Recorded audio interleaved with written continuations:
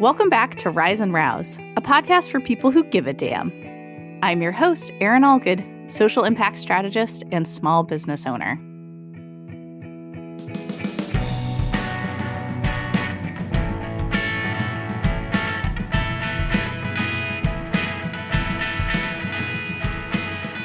Today, I am joined by Logan Snyder, owner and lead strategist at Has Optimization, a small business-focused marketing agency based in central New Hampshire.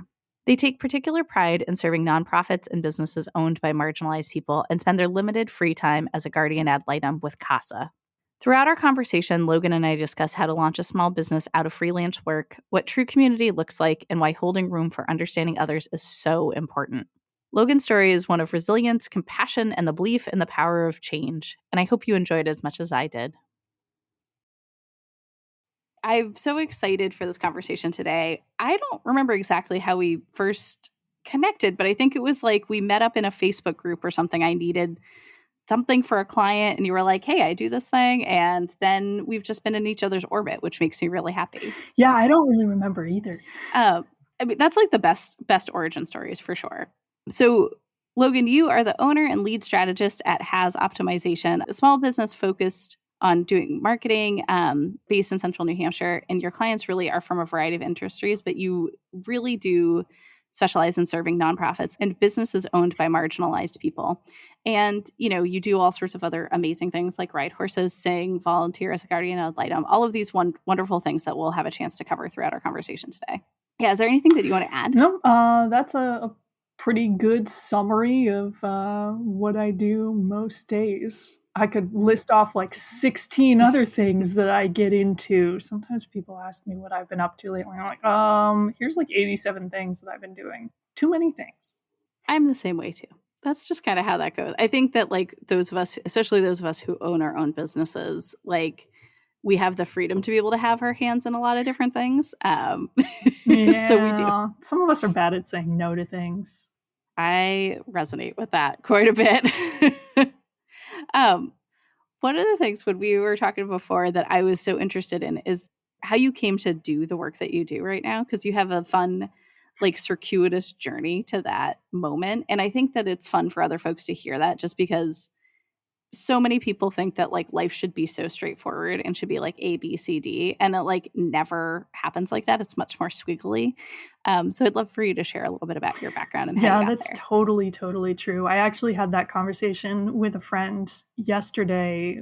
We were sort of talking about how bizarre it is that people are, you know, sort of quote unquote meant to figure out what they're doing with their life when they're like 17. Like you're going off to college. I'm going to get a degree in this and that's what I'm going to do. And like, you know, man, I'm staring down the barrel of 40 and going like, that's really not how life works at all. So I went to college with the idea that I was going to go down a path in psychology. I actually originally thought that I was going to go into criminal profiling, which would probably mean working for the FBI. And in retrospect, I would not really do well in working for a government agency or a law enforcement agency. Although, as I mentioned when I was talking to my friend yesterday, if you're going to work for a law enforcement agency, one that's focused on finding murderers is really like kind of where it's at. That's the most useful sort of law enforcement agency overall. We probably need that. So I went to Smith College. I got a bachelor's degree in psychology. I got kind of burnt out by the end of it. And I was just sort of out of energy for academia. You know, I'd done nothing but get good grades for like basically my entire life. So I graduated in 2008, and in an attempt to kind of get out of my comfort zone, I moved to California, to Los Angeles, originally with a job in hand, doing user experience design for websites. And I actually worked on the American Idol website that probably launched in like 2009. That was like my resume party piece for many years, actually. That site is probably long gone by now. So I graduated, I moved to California, I had this job, and then the economy collapsed. And unemployment actually hit 12% in Los Angeles at some point in that next year or so. And I couldn't get a job anywhere. I lost the job that I moved out there with. And I was more or less totally unemployed for the better part of a year. I ended up doing a whole variety of things. I was a tutor. I was a Princeton Review SAT teacher. That was an interesting gig. I became certified as a therapeutic horseback riding instructor and put disabled kids and some non-disabled kids on horses for like 20 hours a week for not enough money, but it was a lot of fun. After, a significant chunk of time unemployed, a friend of mine reached out, said she was trying to get out of a contract job that she had in search engine optimization. She posted something up on Facebook like, "Hey guys, I'm leaving this job. Is anyone interested in this? I can make an introduction." And I was like, "Oh, me," because at the time I knew basically nothing about SEO, and I said, "Oh, this sounds kind of similar, related to the work that I was doing in user experience design. That I was good at information architecture. I was good at UX, and there's another world, in the multiverse where I kept doing that and probably became really good at it. But that's not this timeline." So, long story short, I got hired to do search engine optimization as a contractor for this agency based out of La Jolla. And over the next couple of years went from being their part-time SEO content writer to kind of running most of the agency. I was, their primary project manager. I hired most of their other staff, or was involved in hiring most of their other staff. I was meeting with international e-commerce outfits and telling them that their analytics were set up wrong, all kinds of stuff. And I continued working with them for the next few years, but they never wanted to hire me as an employee and, give me health insurance and that kind of stuff. So I kind of looked at this situation where, I'm paying my own taxes. The government thinks I'm a business. I'm going to pick up my own clients. So when I saw a post from a fellow Smith College alum on LinkedIn looking for this kind of help, I said, "Hey, I can do that." And then she introduced me to someone else, and, I picked up another client from somewhere else and just gradually collected my own private client base that was paying me better than the agency was. And, at some point moved back to New Hampshire and decided after I moved, I was going to really, try to make a go of it as my own company and ultimately probably get out of working for the agency, which I did. I started getting really into networking and gradually built up a client base to the point that, the agency was, less than a third of my business. And what ultimately ended up happening was I sort of gradually stopped working for them. They paid me a little bit more and I worked less. And, a few years later, I was not really working for them at all. And that was almost 10 years ago now. I filed the LLC for Has Optimization in 2013. So I kind of say that 2023 was our 10-year anniversary, but I've been doing this for, more like 13 years. And we've grown from, just me to just me and some contractors to now we currently have 3 full-time employees plus myself. And we've expanded services from content and SEO to building websites, running social media, running advertising. And, my personal specialty is in analytics and PPC work. So we serve all kinds of small businesses, nonprofits, some slightly larger businesses, often as kind of an adjunct to a larger marketing agency or their internal marketing department, that kind of thing. We love troubleshooting. Probably the biggest thing that keeps me stuck at my desk into the evenings is when there's a problem I can't solve, because, man, I love solving a problem. But you going down those rabbit holes is that's one of the best parts of being a business owner, is being able to is to pick those rabbit holes you go down. It most traditional jobs would not allow, would just be nope, gotta give it up and do something else or whatever. But we have the power. We have the actual somebody power else. to do I probably that. wouldn't let them spend as much time solving those problems as I allow myself to. Yeah. Sometimes when the staff can't solve something, I'm just I'm going to go try and solve it, because if I spend 4 hours at this and ultimately can't find a solution, I'll just shrug and eat the time and not charge them for it. But if I do solve it, then the problem will be solved. And then that goes into the bank of things you can solve. Totally. Things you know how to solve now, which is great. One of the things we've talked about before is just this idea of being an anti-capitalist running a business. And It's one of those things I think about a lot. Is just like being an entrepreneur, running a business, and also being like capitalism fucks everybody over and is like this terrible system that we're living in that we can't escape from, really and truly, unless we up and leave. But that being said, I wouldn't have it any other way. So tell me how Yeah, you I mean, approach that's that. such like a big and interesting question. But yeah, I do kind of consider myself an anti-capitalist business owner, which feels sometimes like an oxymoron.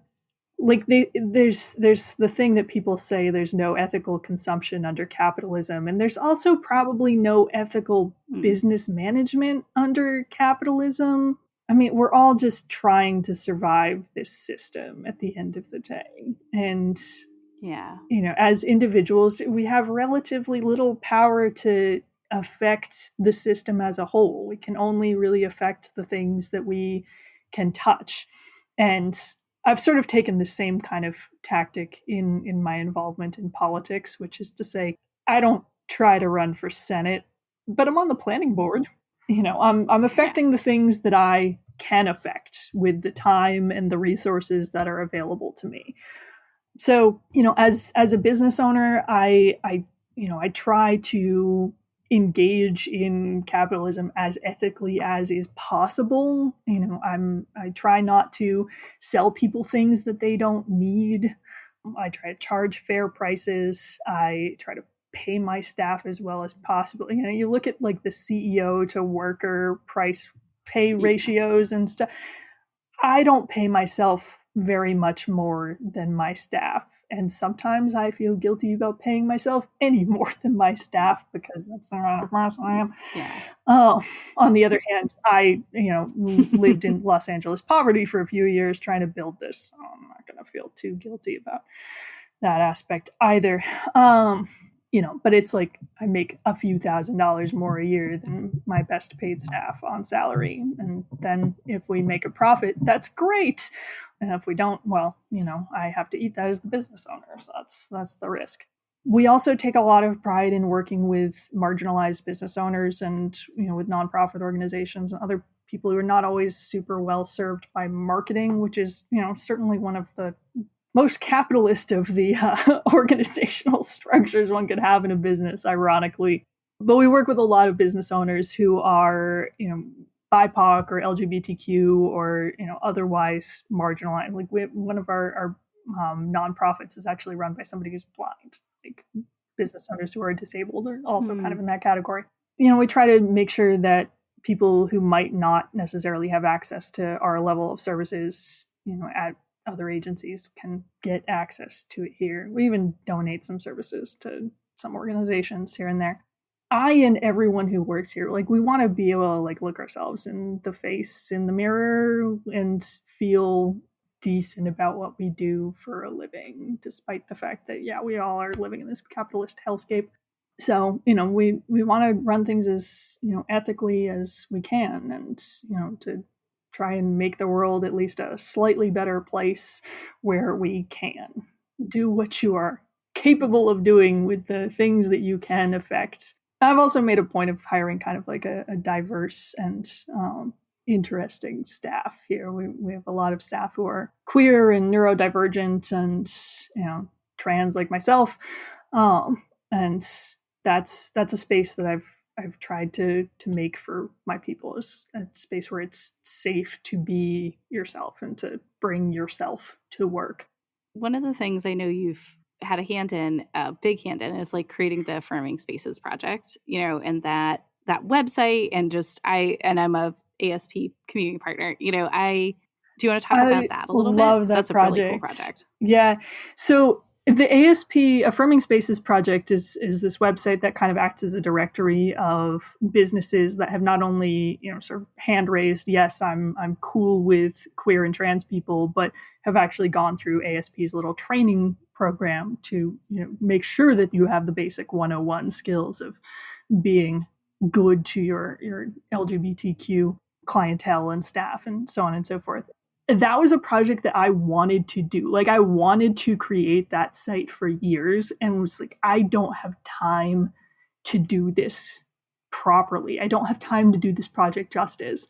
And then some people that I know connected me with people who wanted to do this and actually had some time and resources and like a collection. I was like, this is fantastic. I am so glad that somebody else is doing this. I would love to work with you on it. I don't have time to do it for like myself, but I'm thrilled that someone else is doing it. So ultimately, they contracted Has Optimization to build the site for them, and we also, threw in a lot of extras, and I donated a fair whack of time to that project because I just wanted to see the project get off the ground more than anything else. I was delighted that they were able to pay us to build the website because it's a little bit of a challenge. It's got some interesting bells and whistles on it. It's such a cool project. And so we got to be kind of like the first business on that site because we built the site. So we were like the like trial run for a business listing was all of our data because we knew we were going to be on it no matter what.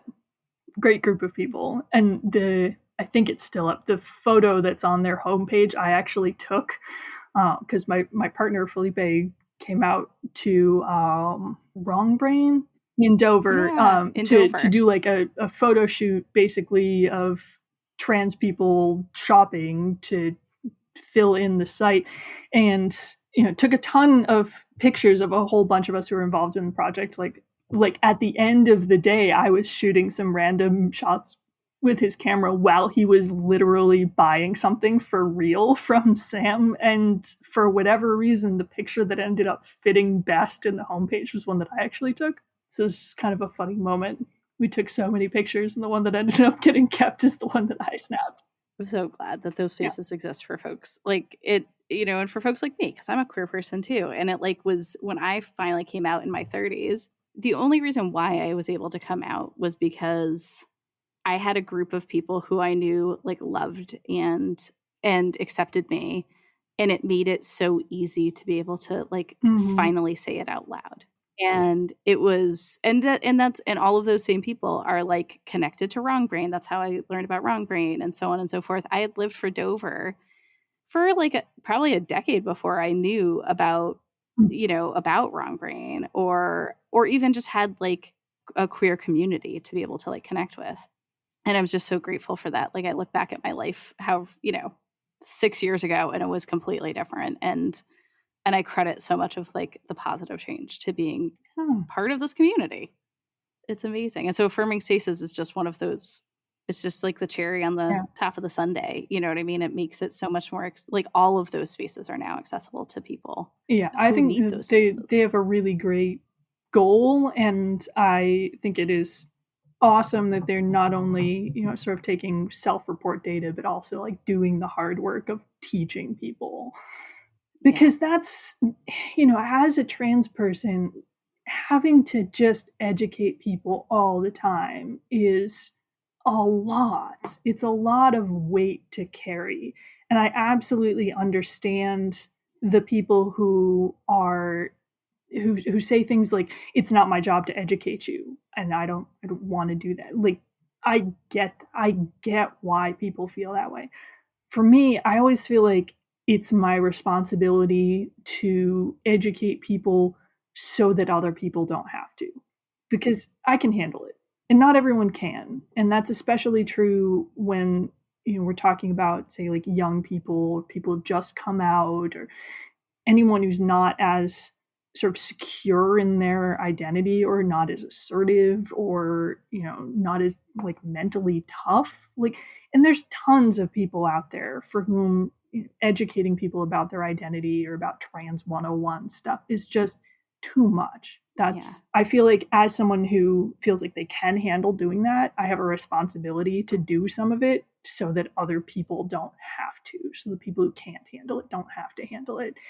And ASP is doing a big whack of Trans 101 for exactly the sort of people who need it to make those day-to-day public interactions just a little bit easier for trans people and gender non-conforming people generally. And I try to do my best part, as part of all of that as well. Like I've gotten everyone on my team trained, have gone through the training. I do the training every year. I know there's just like new slides that came out too, because like I don't, just because I'm part of the community For doesn't mean sure. that I know everything. Like, yeah. So it's been such an amazing resource. And I send people there all the time too, like just to be like, go learn, like go check this all out, like get, up to speed on all of this, because it does make everybody feel better. There's a lot of folks I think who are just avoid it because they're afraid of like saying the wrong thing or whatever. And it's like, that doesn't lead to a more accepting world if you're just too scared to talk I did about a it. sort of, an AMA, an Ask Me Anything session with some of the volunteers at CASA, because that's exactly, people don't feel comfortable asking questions. And if you don't ask questions and learn new things, you just stay stuck with your old assumptions or attitudes or what have you. And again, I feel like, I have a little bit of a responsibility to do some of the education so that, in this case, so that kids don't have to do that education with their guardian ad litem. That's talk about like doing just such like tremendous good in the world by doing that. And I would love for you to talk a little bit more about CASA and just, we had talked about it before. Like I knew of CASA, but I didn't know exactly kind of like what the program was. And I think a lot of people don't know. And it's part of a system that just that is oftentimes invisibilized. So I'm really excited for you to talk a little bit more about that. So CASA is court-appointed special advocates of New Hampshire. And the organization is contracted by the state to provide volunteer guardians ad litem for kids who are involved in the juvenile family court system due to usually parental abuse or neglect. So, kids in New Hampshire don't necessarily get an attorney if their family is involved in an abuse or neglect case. The parents get an attorney, the state has an attorney, the kid themselves does not. They get what's called a guardian ad litem. And here in New Hampshire, those are mostly volunteers through CASA. And the role of the guardian ad litem is to meet with the kid, get to know the kid, and write court reports and actually come to court and speak, with the goal of specifically addressing the kid's best interests. So, not so much focused on like what does the law say, and not focused on the rights of the parents, which is the job of the parents' attorney, but specifically focused on what here is the kid's best interest in all of this, which might or might not be like directly aligned with any other specific interests in the thing. And I've been working with CASA for about 5 years now. I started as a guardian ad litem in 2018. So I've taken maybe a half dozen or so cases over those 5 years. Most of the cases you're with for at least a year. And yeah, we meet the kids, talk to the kids. Some of them are thrilled to hang out with us, some of them are not. And write reports for the court and go to court and actually talk in front of a judge, which is definitely scary the first couple of times you do it, and gets easier.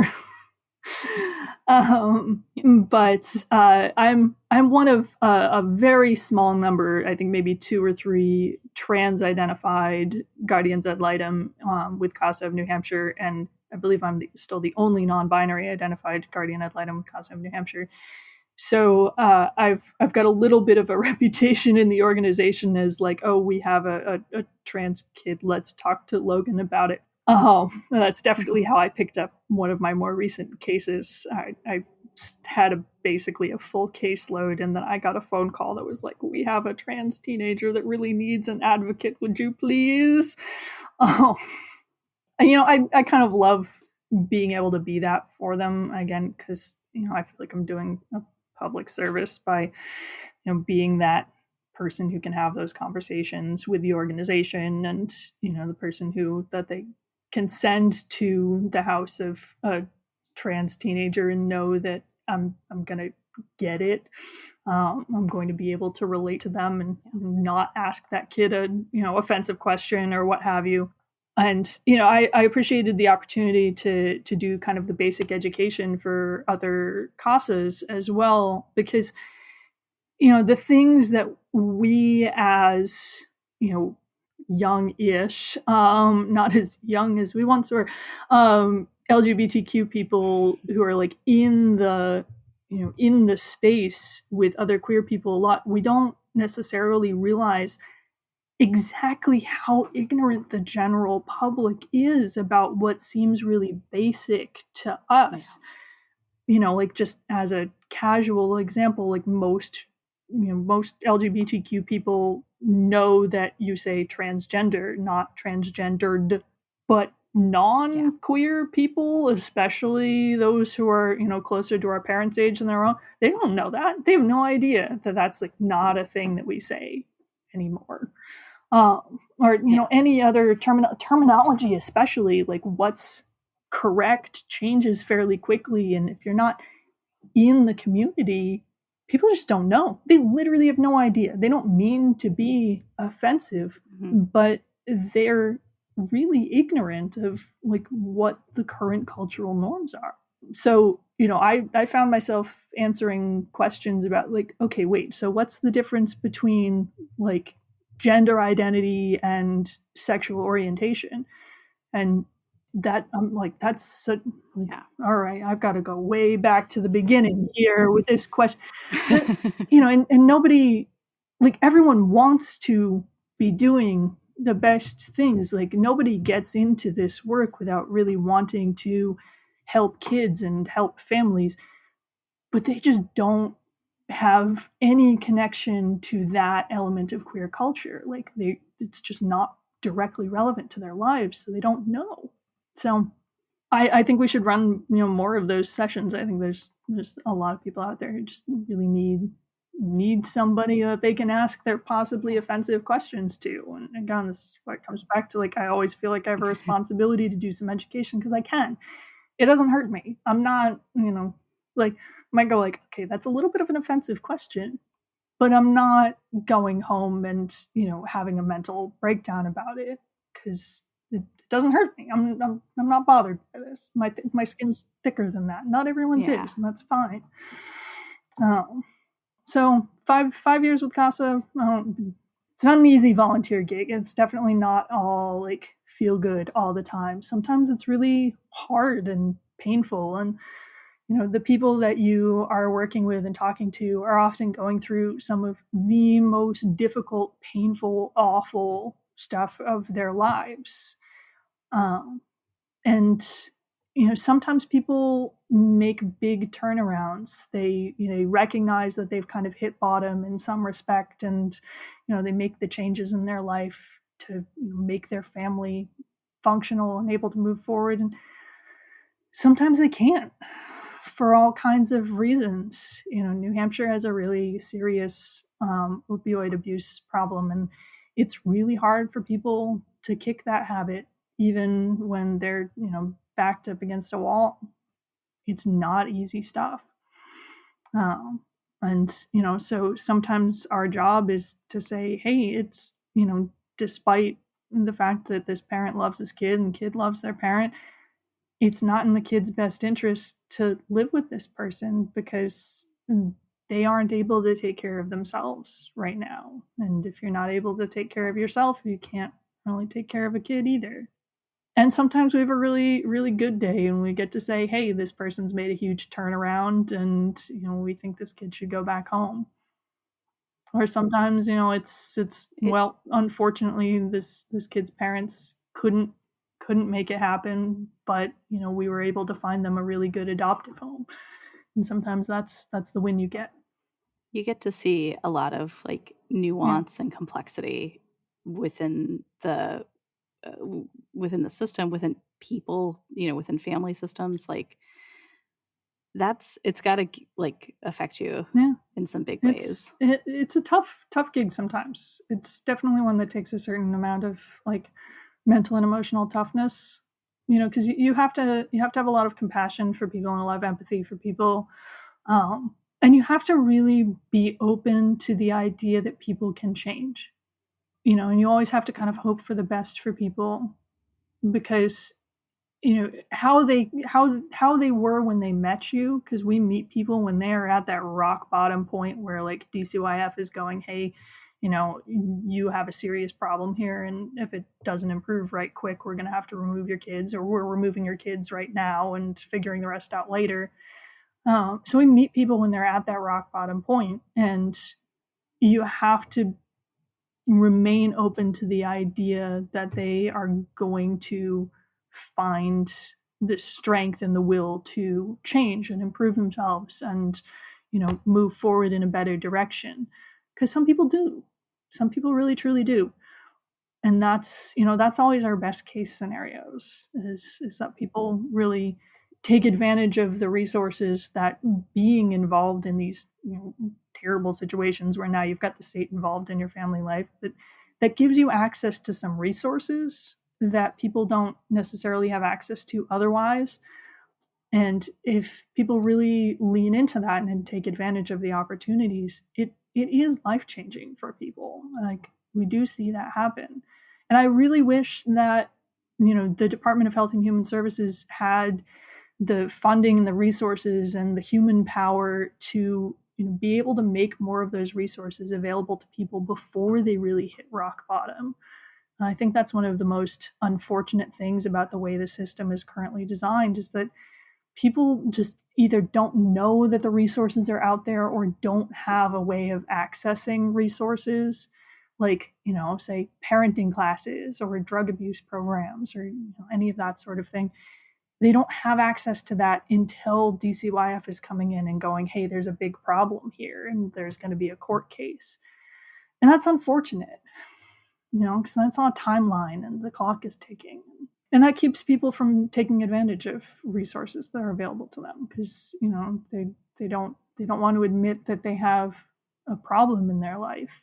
And, taking advantage of the resources means admitting that you need the resources, which means admitting that there's something wrong. That's hard. I've always thought of shame as being a really shitty motivator, to create changes.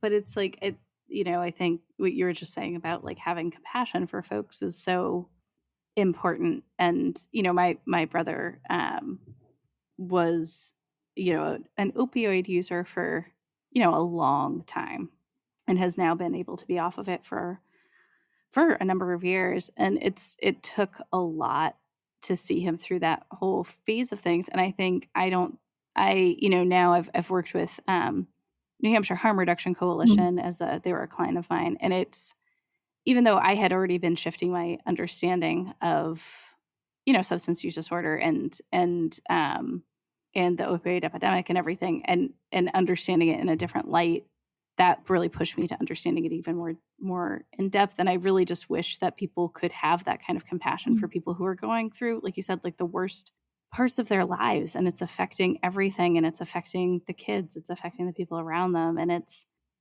not just that they're shitty people who can't do right. You know what I mean? Like, that's not that kind of a mentality and kind of thought process. No, doesn't really help doesn't. anybody. And in so many situations, there's also comorbid mental health issues, and oftentimes it's generational. It's like the grandparents like had problems, and then the parents have problems, and then you're trying to keep the kids from having the same problems. And yeah, it's tough. And yeah, I think one of the real sticky bits is that the public tends to see these things as kind of personal failings. It's like, oh, this thing is messed up in your life and it's your fault. Yeah.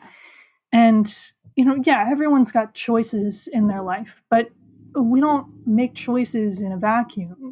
We're all living in this world together, and we've built a world in which it's hard to get access to treatment. It's hard to get access to mental health care. And if you don't have money, or you don't have time, or you're trying to manage this while also raising like 4 kids as possibly a single parent, that's an incredible stack of barriers between someone and the change that they might really want to make in their life.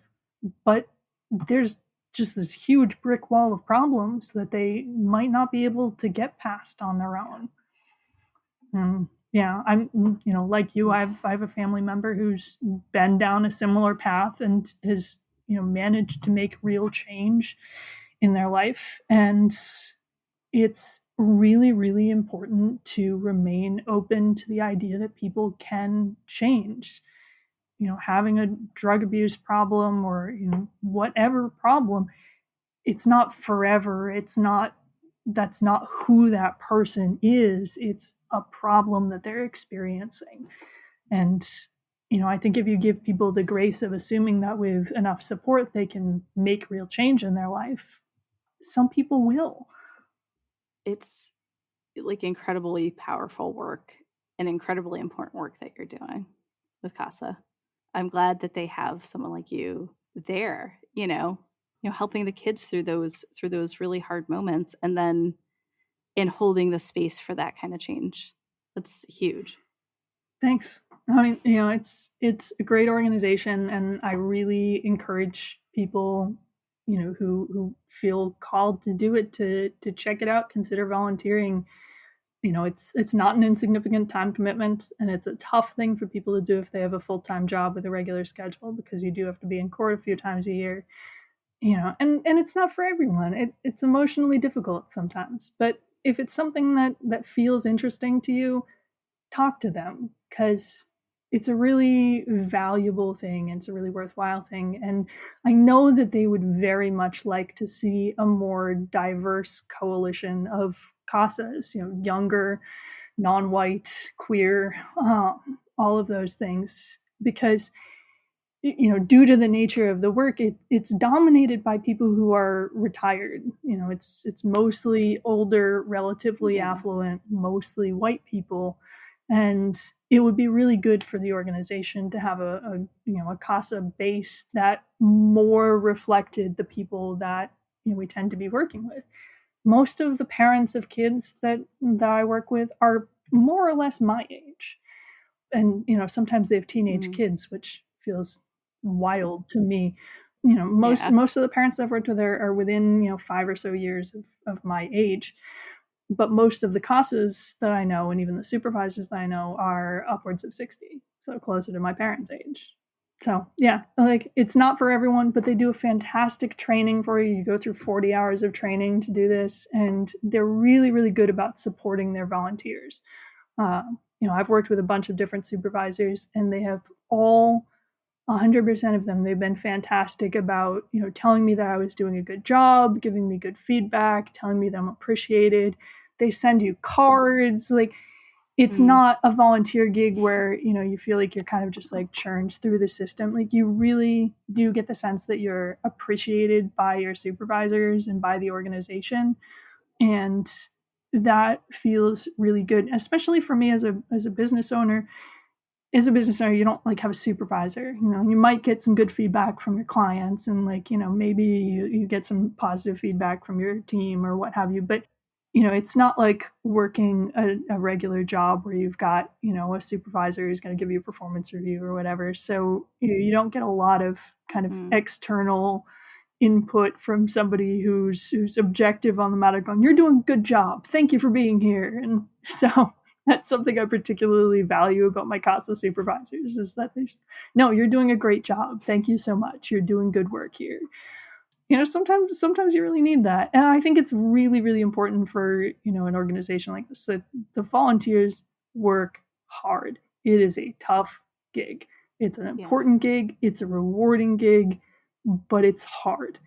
And I think it's really, really valuable that they make sure that the supervisory team takes the time to really appreciate the volunteers, because it would be really hard without that. The families that you work with mostly aren't going to give you that, because the kids either don't really get it because they're too young or what have you, or the teenagers half the time they just want you out of their hair. The families are often just irritated that you're involved in their life in the first place, which is understandable. So the feedback that you get that keeps you going often comes from the supervisors. Every once in a while from the judges, which is sort of nice. They're a really good organization to work for. They take good care of their people. Yeah, I'm glad you put a little plug in there and we'll definitely make sure we put that into the show notes too, all the folks time to be able to check it out some more, because I know. You should be their They have a person who is good at her job, who is actually like the public outreach person. Her name escapes me right now, but they've actually had me come to like networking events and stuff to like be the active volunteer like CASA rep for things. So, because they know I'll just talk up the organization all the time. Yeah. Yeah, you're like every organization wants a volunteer like you, like that respect. As we're starting to wrap up, what does it mean to you to give a damn? Oh, yeah. Something I ask everybody. Oh, that's such like a big question. I always have to feel like I'm doing the best I can. And I think that's definitely a big element of it. I always have to feel like I am putting forth my best effort on the things that I do, even when that's hard. Like, it's really important to me to show up and to do the things that I've said that I was going to do. Like, that's an element of like integrity to me. And my personal integrity is very, very important to me. It's important to me to do what I say. I've do what I say that I will do, and to be honest with people and to put forth the best effort that I can in things. And as I've mentioned a couple of times, it's important to me to feel like I'm giving something to my community, to my local communities and my queer community, sometimes to my alumni community. But I think that's like the living in a society thing. Like, if you're not contributing something to your community, what are you even doing? Because your community is always going to be contributing something to you. That's the nature of living in a society. And I think we all have something that we can give to our communities. And that looks different for everybody. I'm sure there's some people out there who are going to hear this and go, oh, well, I don't have anything to offer. Like, I promise you do have something to offer to somebody else in your community. And that can come in all kinds of forms. Like, bringing over your extra boxes to someone who's moving is contributing to your community. Running for office is contributing to your community. Giving to charity is contributing to your community. But there's big ways and there's small ways, and everyone's got something that they can give to their community, to their world, to the people around them. And that's something that's really important to me, is to feel like I'm giving something to the world around me. That's like absolutely beautiful. And it makes me just happy to hear you say that. And I think it summarizes it so well. Like, your community is always going to be giving back to you. So how are you going to give back to the community? It gives me goosebumps. Look, we're all living in this closed terrarium we call a planet, Like, I think that's one of the things that humans tend to really forget, is that, like, we are all connected and we're all living in what is essentially a limited resource environment. This is what we've got. This planet is what we've got. And there's not a whole lot coming in from outer space, and there's not a whole lot leaving either. So this is, we're a terrarium in a bottle. We've all got to kind of be part of the system. You're part of the system whether you want to be or not. What are you going to do with that your one wild and beautiful life? Well, that feels pretty the perfect stopping point, is to leave on a Mary Oliver. I'm like, who am I stealing this quote from? But yeah. The great Mary Oliver. Logan, thank you so much for joining me today. This has been such an amazing conversation and took all the twists and turns I was hoping it was going to. And, I'm just so glad to know you, to be in a relationship with you. And just, it was so amazing to have the conversation with you today. Thank you so much for having me. This was a very fun chat, and we always have good conversations when we talk.